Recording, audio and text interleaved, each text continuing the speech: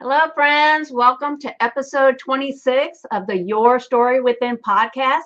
Today, we're going to talk about creating a resume that's going to get you noticed. And I have my podcast partner and friend, Melanie, to join us today. Let me bring her on. Hey, Melanie. Hello. Hey. How are you today? Doing good. It's a beautiful day here in Virginia Beach. Yes, it is. Yes, it is. And we're stuck inside doing a podcast. But this is a good one, actually. This is a good one. Well, they're all good. I'm such a fan of doing these podcasts now. I'm glad that you challenged me to do them and that I decided on the video stuff. I really like this stuff now. I really am enjoying it. You're very good at it. You're a natural. Well, I don't know about all that, but anyway.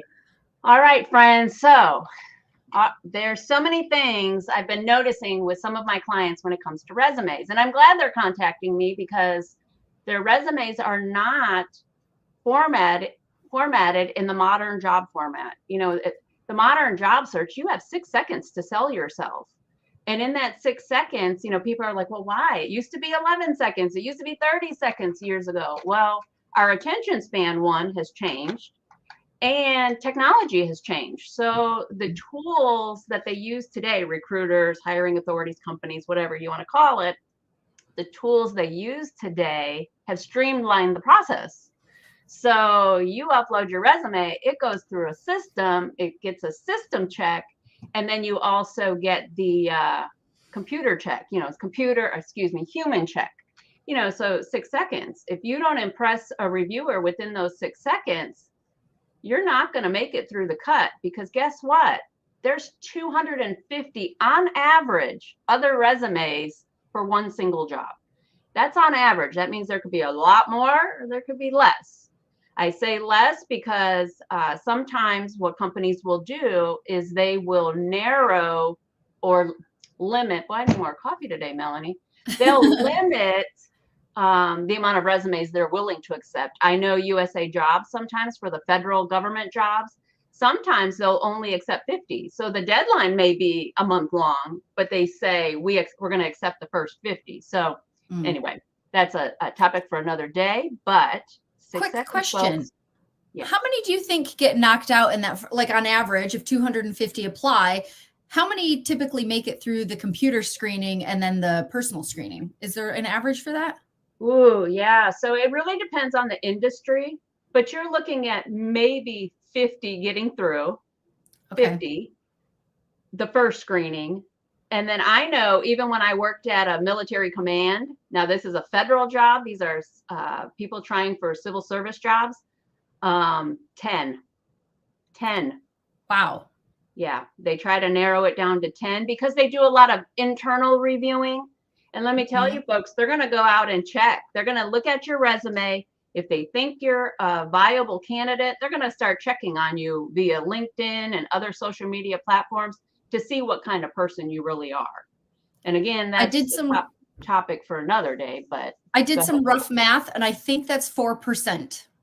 Yeah, it's not a lot. Again, it depends on the industry. You know, it depends on the industry. But yeah, it's not a lot.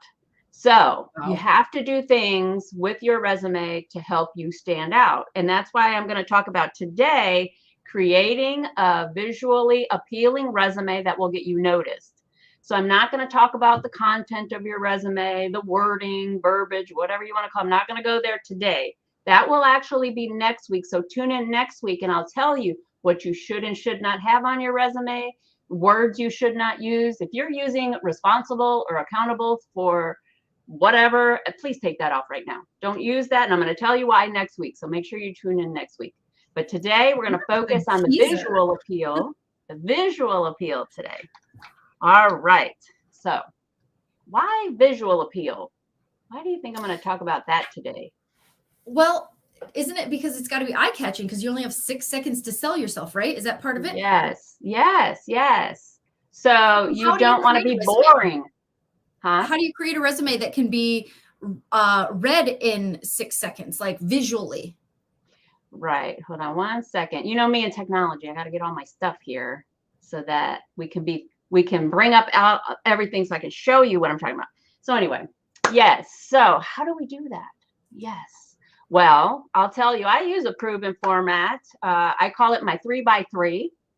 And it's basically the placement of your information, the way you lay out your resume to tell that professional story, because that's all it is. That's why I call this the Your Story Within podcast. And I have it focused to, the audience is not just authors and the story for books, but it's career based as well, because with resumes, you're telling your professional career story, and you got to get it out of your head, just like an author has to get that book out of their head. You have to get your story on paper, and that story has to hook that prospective, employer, that recruiter, impress them enough to pick you over those other 250 people or whatever the number is, So I use a 3x3 format. In the 3x3 format, I'm going to bring up this presentation because I want you guys to take this to heart. I want you to see visuals. So let me go ahead and bring it up.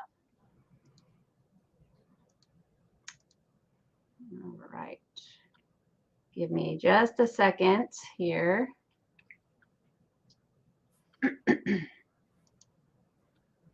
There we go. Had to make sure I was grabbing the right thing. All right. Can you see that, Melanie? Sure can. All right, so let me go to the next slide. And this is the 3x3 format, okay? The first three are your headline, your summary, and a combination of core skills and, we'll just say core skills. And then the second third is your experience, your education, or your other, okay? Now, why? Now, let's go back a minute so I can show you that. Now, look on screen here. Look at the difference between the resumes. And I'm going to put this full screen for a second, Melanie. Sure. That's a huge difference. Look at the difference. Oh, let me take off this overlay so you can see everything. Okay. So it's not that the boring resume, the content's bad. I mean, it was okay. But I took the same content and put it in, in the other format there to make it pop. Because look, I'm going to tell you, folks, nobody gets paper resumes anymore. The only time a paper resume is looked at a company is if they're going to have a meeting and they print it out for other people to see. Otherwise, you're looking at resumes on screen like this. And what pops more? The visually appealing resume. It's just a natural, it's got some shading, it's got some coloring, it just naturally pops. Where the other it breaks it into bite-sized pieces. The other one just looks like one giant sandwich of information. Yes.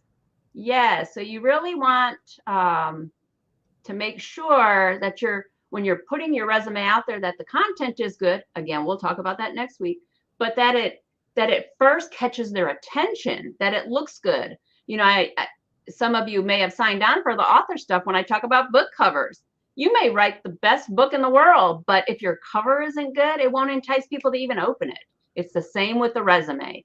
When a reviewer, a hiring authority, receives 250 resumes and they're going through all those resumes and all of the files look like the boring resume, guess what? Delete, or if they do, print out hard copies, well, guess what? Trash can. The one that pops is the one that gets put aside for review. Okay. It's just how it is. All right. So let me take this back down a second. All right. Did that answer your question, Mel? It did. And you mentioned your 3x3 format. Can you talk about that a little bit, or do you want to talk about how like the fonts and stuff, since you just showed an example? Which one would you like to get into first? So let's start with the 3x3. So because I want to make sure everybody understands this. Oh, my Wisconsin just came out. I understand. Okay, let me go back.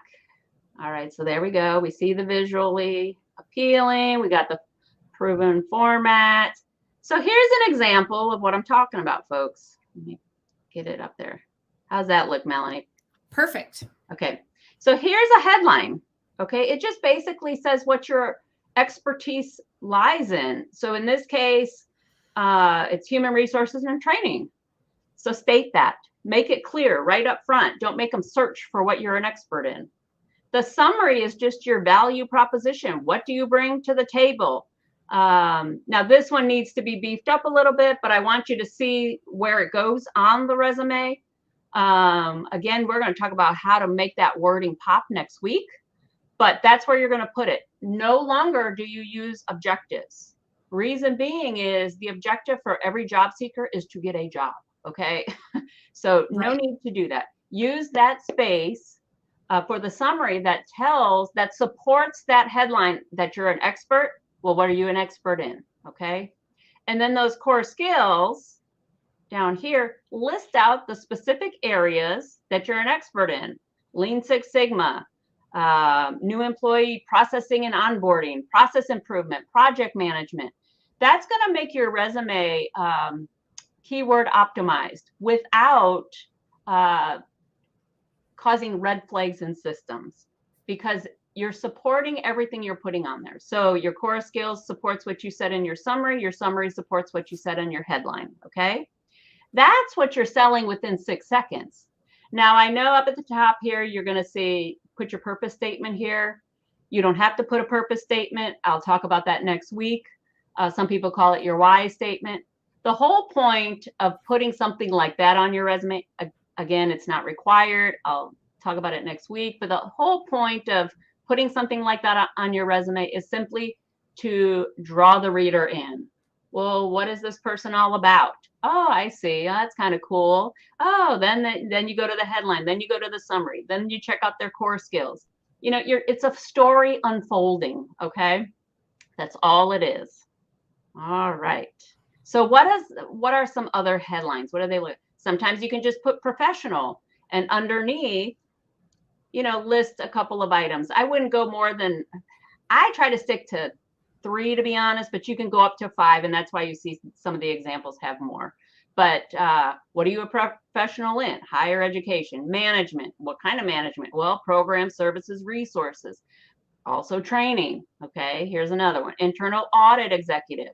Well, they're certified. That's important in that realm. What kind of auditing? Internal auditor, information systems auditor, fraud examiner. Okay, now you're giving the reviewer a bit more detail. That person, he or she wants to read a little more. Okay, so they're checking their boxes, right? Here's another one, registered nurse, also a subject matter expert. I wonder if they will be able to provide expert, advice on XYZ. They read more, and then of course, marketing and communications, blah, blah, blah. You get my point here. And this one actually includes another type of summary. This summary is award-winning professional. Okay, what are you an award-winning professional in? Well, leadership, blah, blah, blah, blah, blah. Marketing, communications, graphic design, event planning. Now you're unfolding a little bit more of the details. All of this is just part of your story. Okay, so that's headline. That's your headline. Awesome. So the first 3, the headline, the summary, and the core skills are what get read in the first 6 seconds, correct? Yes. So that's your 6 seconds. You have to make that entice them to want to read more. If you do a good job up front, they're going to want to make sure, okay, well, it sounds like they have everything I need. I like this person. Now I'm going to actually check out their experience. The experience. So that's the second 3, right? The 3 by 3. So now we're on the second 3. Yeah. So the second third is your experience, your education, and anything other. So you can lump your professional affiliations. You can lump your community service, publications, if you've written publications, anything other. It's kind of whatever you want, and you can have several sections. It doesn't have to be one. It's just anything after education or experience and education, then you put other, and you can have whatever, several sections. But that's the 3 by 3. That ensures that when a reviewer is looking at the resume, the story is unfolding, and it's unfolding in a logical order. It makes sense. It is a story in a sense. Okay. Yeah. So it's visually appealing, but also it's intellectually appealing, where it's not just like, okay, wait, I have to unravel this. It's perfectly like unravel, and like you said, just unfolds. Exactly. Okay, Now, let me I go noticed back. oh, sorry. I was gonna say, I was let me just go. going to ask about the colors, but if you're not ready Yes, yet. that's my favorite. I want to save that for last. But Okay. let's go back a minute because I want to talk a little bit more about core skills because I only touched on them. So let me get back in there so I can scroll here. So before I move on, you saw this was another little bit of a summary that you just put the summary after your headline. But core skills, what could you put in core skills? Actually, let me go back up, go slowly. So here was an example of core skills. I talked about those. Okay, so that's one way to do it. But this is another way. Another way is to lump like items. So team leadership and change management could kind of go together. Okay, because when you do change management, you're usually on a team or reaching out to a team or trying to convince somebody about change, strategic planning and execution. Boy, I couldn't get that out. Assessment, measurement, and outcome analysis. So my point is, instead of listing each item on its own and taking up more space, because you don't want to have a bunch of bullets and take up half your resume, you want to keep it shorter. I'll tell you, I actually used this particular core skills section just as it is, but this was really more for a doctoral level PhD type position at a university. So I would keep it no more than 10 bullets. I would probably stay around 6, 7. Do 6 because you want to balance. If you use columns, always balance them. You don't want to have 4 here and 3 here, and because it's going to mess with your eye. You want to keep the visual appeal, so make sure it's balanced.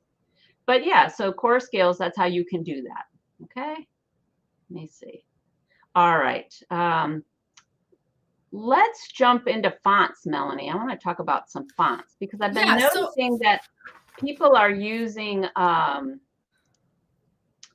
a lot of Times New Roman lately, and I want to talk about fonts because fonts, there's so many different fonts you can use, but you have Comic to be Sans. Yeah, no, don't use that. And don't use Joker.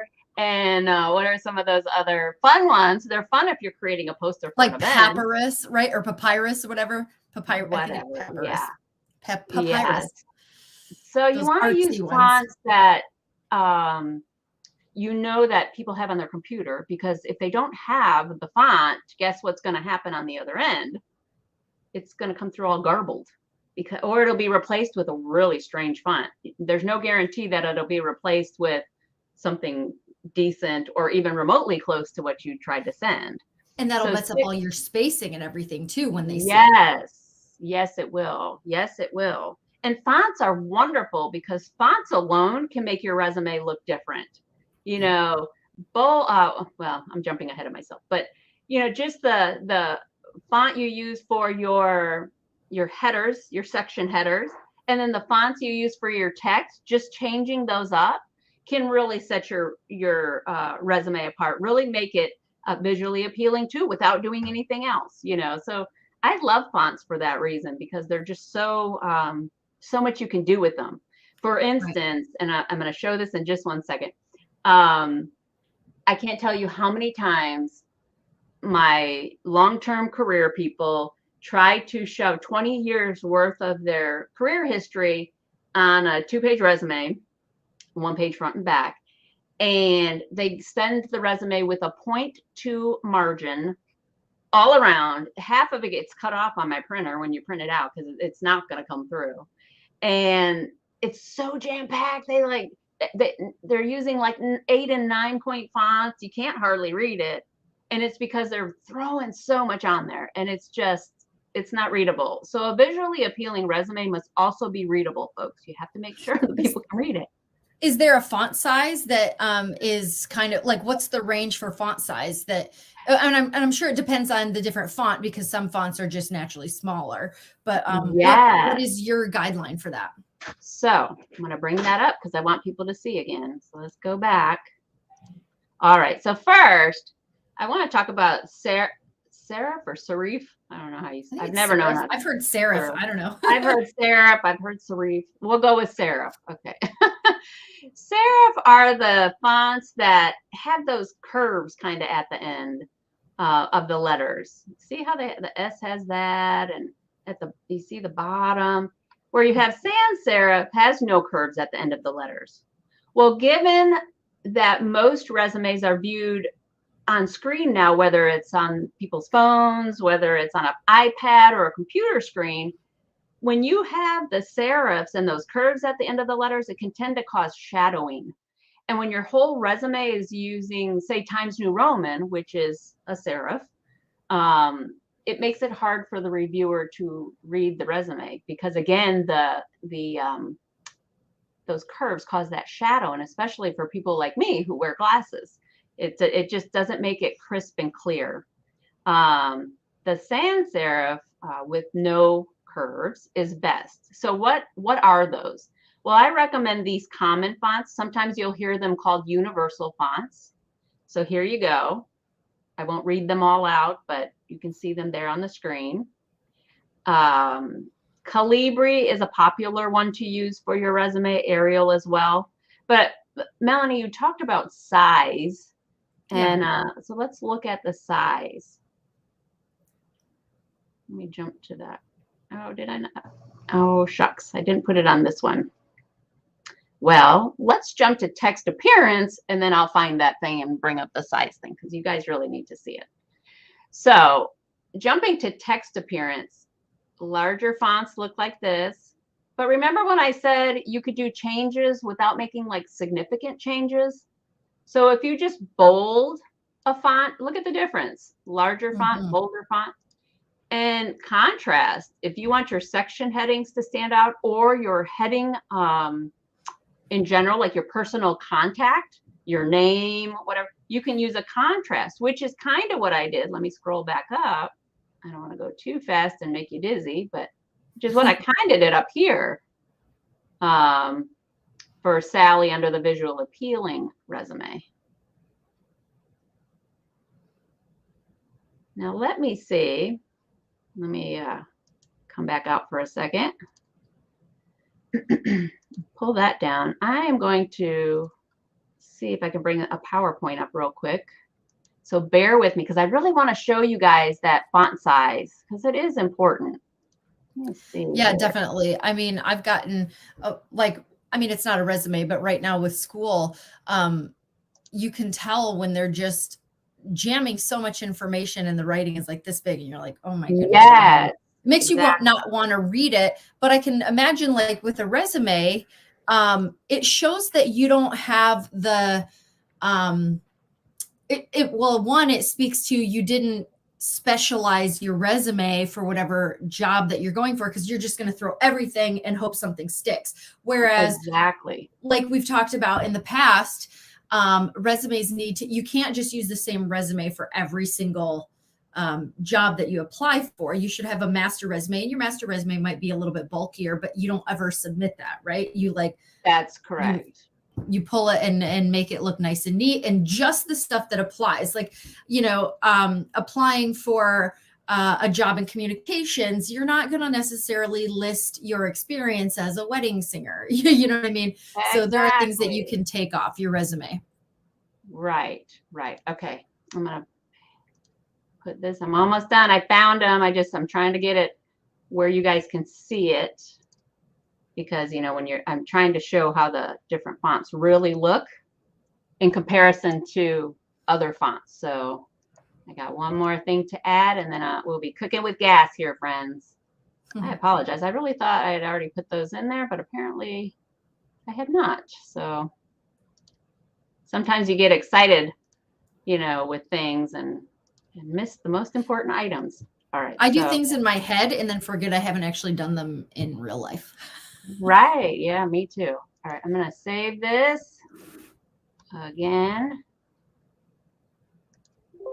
And you know what? This way we'll have it because I want to share this presentation with everybody. So I've put it in there now in the presentation that I've been sharing. And I'm just going to bring it back up. Let's see if I can find it again. Close that one out.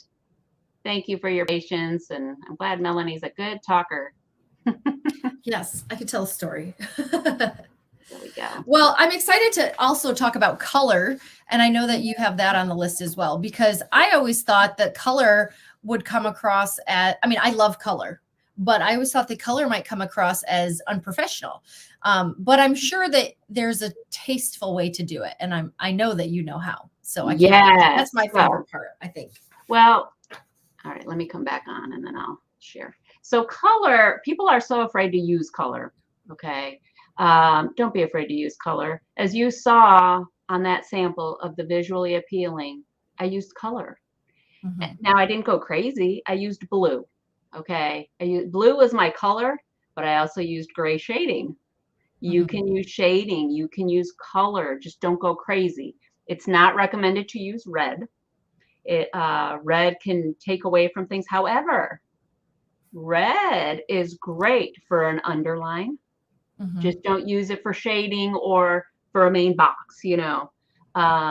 You can use brown. I know people are like brown, but yeah, actually brown. Think of it this way. You want the color that you choose to look appealing on the screen. So look at the colors on my screen right now. I actually use all of the colors you see, the red, this blue here, the different shades of blue. Look at this happier blue, I call it. It's the fission to Mhm. purpose blue. Yeah. See how there is red there, but it's not overwhelming. I didn't put this whole thing in red. You know, Right. that's the point. You're telling a story. Don't go crazy with whatever color you use. Now, Right. And you're creating a mood you're as well. creating a mood. Absolutely. And you're creating your personal brand. Mhm. If your favorite color is red, okay, how can we work that in so that it's not overbearing, but it's there and it represents you? Again, use lines. So see how at the top here I have this blue line? I could have put a red line there. Same with Mhm. your resume. Maybe for your section headers, put a red line. I've actually done some resumes using navy blue, basically red, white, and blue themed for a military person who ended up getting a job with the FBI and then went on to the CIA. It was perfect. That's his brand, you know, Yeah. so it worked. It just wasn't overwhelming. All right, let's get back to fonts. I'm going to share this now. Let's see. This is it. All right. Got so many things here. Okay.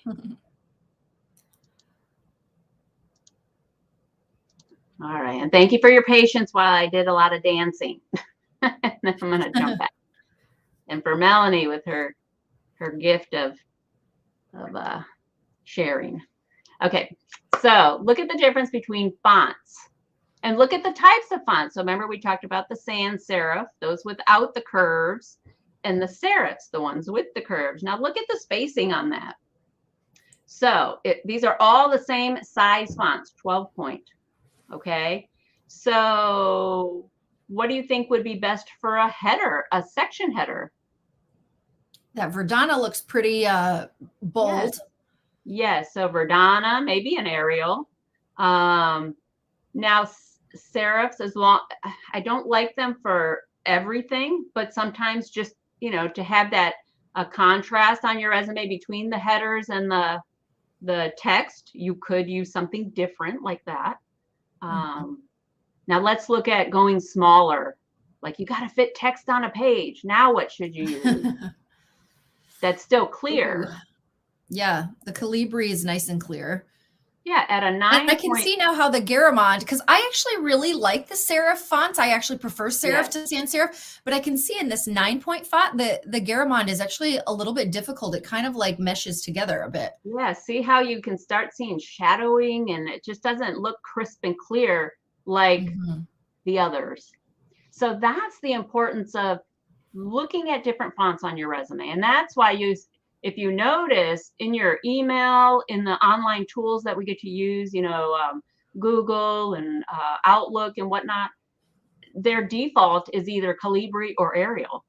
And it's Mhm. because it's easier to read on screen. So again, resumes are read on screen nowadays, folks, for the most part. You know, they're only printed out if they have to take them to a meeting or something and share with others during that meeting. they're not really read anymore that way. It's just all on screen. Everybody's got their devices. You know, Right. might be different if you're in a situation where you work for the military and you're, you know, in a command and you can't have your phone because of security or whatnot. That could be a different situation. We can talk about that next week when I talk about the content you should be sharing. So going back to text appearance, because I kind of jumped a little bit. Again, larger fonts. We just talked about the difference between the 12 point and the 9 point, okay? And what would make for a good section heading like work experience or education. Same for bolder contrast. See, it just how it pops on the screen differently, okay? And then what I didn't talk about, and I want to touch on before we move, is don't cram everything together so close. Sometimes people will adjust in their settings. You can adjust settings for kerning, they call it. I don't recommend it. I recommend using different fonts for the sizing. But here's an example of something that has been condensed, or could have been, like I said, the kerning feature where it allows you to shift your spacing with your letters. It doesn't look good. It's too bunched together. It's not enough white space. And then here's an example of trying to make it fit the space. So I used the box because I was trying to show you I want to fit it all the way into the box, you know. But by doing that, it actually looks odd. It's too much spacing. So be careful. It's difficult to read that way. Yes, yes. And then it just, you don't want it too cramped, and you don't want too much spacing. It just looks odd, and it throws your eye, and you want things to be visually appealing. Okay, so there you have it. And I'm going to share this with everybody. I'll share this presentation, just going through so you remember. And let's go back up to that visually appealing resume now.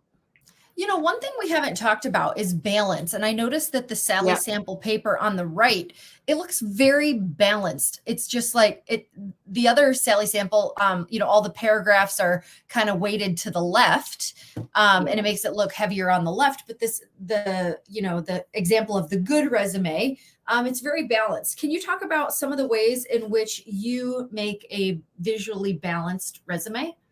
Yes, so you read my mind. I didn't even have to speak it, and you just already knew, Melanie.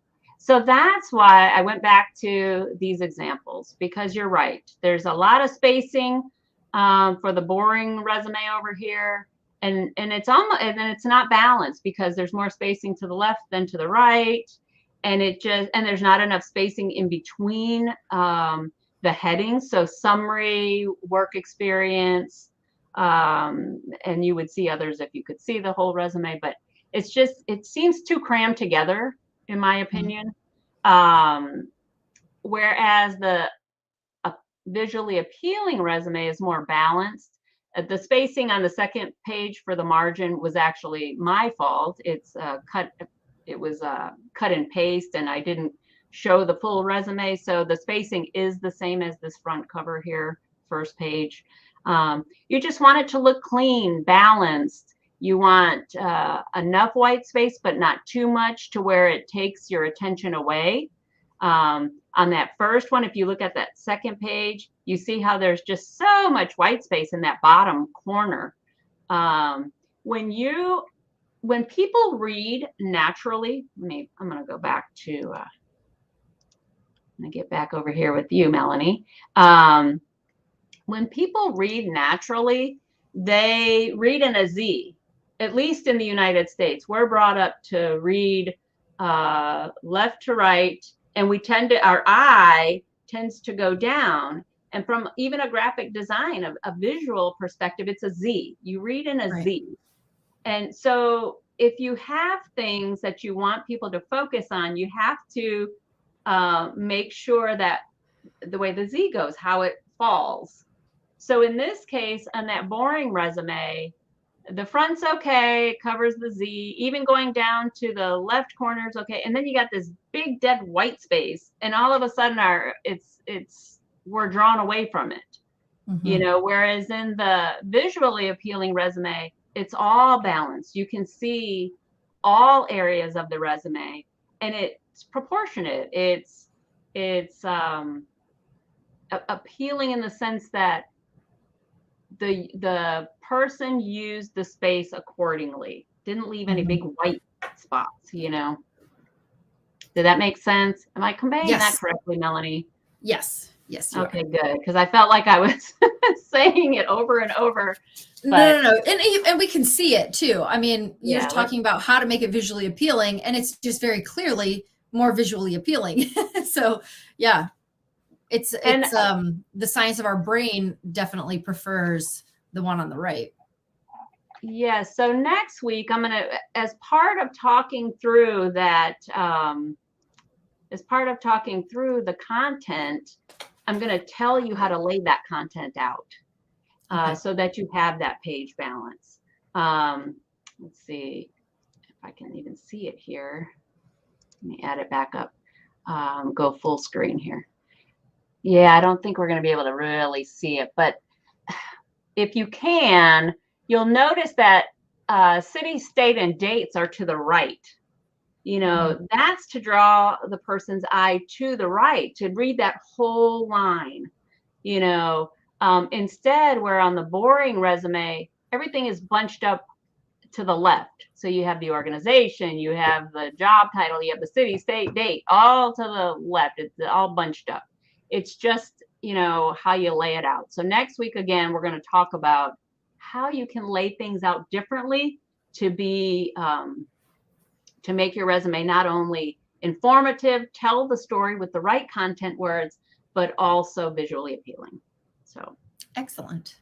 All right. And then back to color, because you had brought up color. I brought it up too early. I was just excited about it. No, I love it because we needed to do some dancing until I got that font stuff out.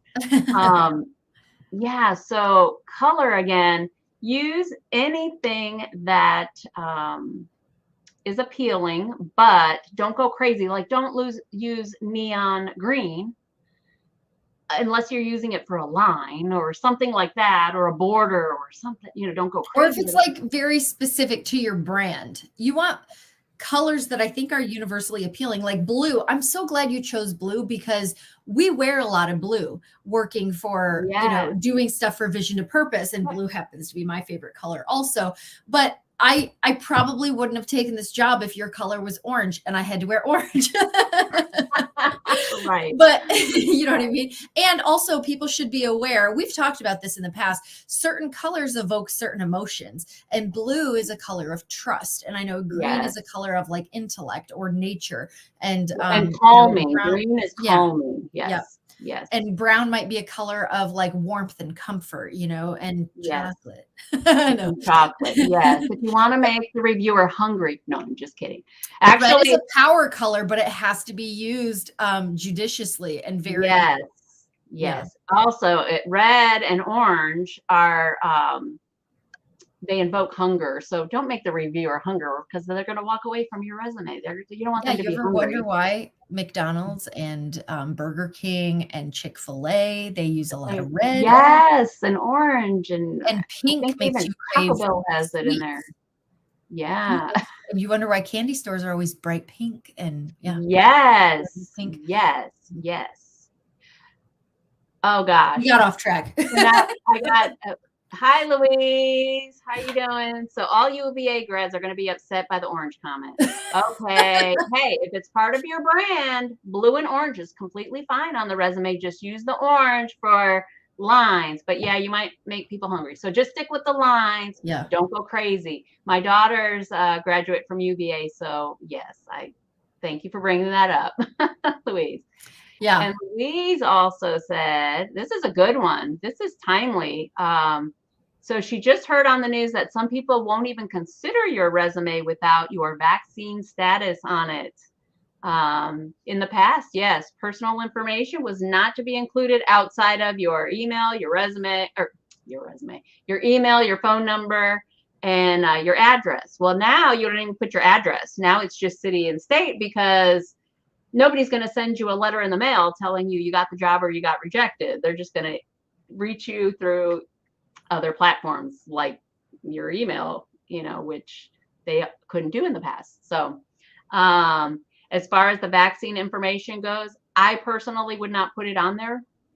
Unless something's changed, I'll keep up with the industry as far as what needs to be on resumes, or what it says in the job listing. However, I will tell you that, it's going to be up to you. You're going to have to decide if you want to work at that company that has such a mandate. At the end of the day, that's really what it is, And that is personal medical information. Right. That they're not allowed to ask anything else. And then where do they draw the line? Well, do you want to know if I got my tetanus shot too? Do you want to know, so do you want to know if I plan to have children, because you might not want to hire me? Like where, Right. It's a never ending thing. Okay. Mm-hmm. So again, it really is going to depend. If you really want to work at that company, you're supposed to be doing your company research anyway, so that when you create your resume, you're creating your personal brand, but you're aligning your personal story to how it fits with what you can do for them. And if that's a company you want to work for, then that's going to be a decision you're going to have to make. And if the requirement in the job states they want to see that information, well, then again, you're going to have to make a decision on if that's really the company you want to work for, and if you want to put that information. Again, right now, I don't recommend requiring it. If they're going to require it, you're going to have to show other documentation. So I would even say the resume is not the place to put it anyway, because they're going to require other documentation. So right, I don't know. Right. I have also heard that, so I appreciate you stating that, Louise. But at this point, I'm in several associations with other experts on resume. If the topic has come up, and right now I'm not being told to do anything different or give any different kind of advice. So I'm sticking with the tried and true, what's acceptable in the modern job market now, in the job search, and I'll keep you posted. And then that's all I can really share on that right now. So yeah. And yeah. Louise also says, I so enjoy listening to you two ladies. Thank you so much, Louise. We always have a good time. And we love it when the audience interacts with us. So that's always fun. So I appreciate you coming on and chatting with us in real time. It's exciting. Yes. Yes. I love it. I love it. Thanks, Louise. Chat with you later. All right. Did we cover everything, Melanie? I feel like we did. I think so. And more, of course, as per usual. I didn't cover everything. So industry. So this is color related, folks. Okay. So if you're in graphic design or in one of the creative fields, you can use other colors than the ones we had talked about. If you are, because you're going to have to create a portfolio and share the work you've done, you can also use your resume to showcase your ability. It's different. Your resume, again, for the creative fields, is not going to be the standard resume anyway. They're going to be looking for your expertise to shine through, your creativity to shine through on that resume. So you can use all kinds of colors. You can just put your creative juices to work and make it a beautiful masterpiece. That's exciting. They get a free pass. Yeah, they do get a free pass. They do get a free pass, because here's the other thing. They're not going to be going through an applicant tracking system.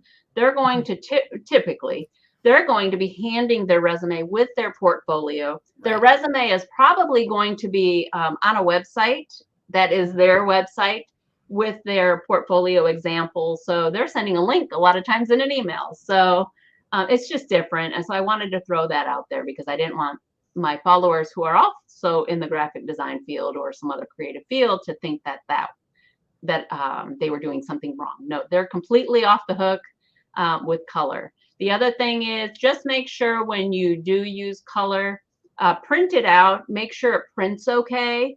If you use a lighter blue, for instance, and then the person on the other end does print out your resume and the blue, you can't see it, that's a problem. Same with shading. Anytime you use like gray shading, like I showed you on, let me bring it back up because I want you guys to see it, on the Sally sample, just make sure that grading isn't overwhelming. If you use it for text on the resume. Like sometimes I'll put a person's job description, and then I'll put selected contributions, and I'll, just to make it pop, I'll shade the line that says selected contributions. Well, if you make the shading, say you use gray and you make it charcoal gray, well, when you print it, it's going to hide the text and they won't know what that text is. So just make sure whatever you use, color and shading, that when you print it out, and make sure that the resume hasn't lost any of its clarity. You want to make sure it's still readable and it's still visually appealing. Again, most resumes are read on screen, but there will be the occasion where they're going to print them. Take them to a meeting where you're going to interview with 5 people and everybody has a printed copy, so always be prepared. All right. Now I have covered everything, Melanie. Excellent. I can't wait till next week. And we're going to cover, you talked a little bit about content earlier with like certain things that you can include and how to combine information and whatever, but we'll definitely go into more detail on that next week. So tune in at 11 o'clock Eastern time on Thursday. Yeah. Oh, thank you for wrapping it up for us, Melanie. All right, friends. Well, that's all we have. We're done. We're out of here. All right. I'm signing off. Melanie wrapped it up for us. I don't have to do anything. Excellent. See you guys next week. Bye. Bye.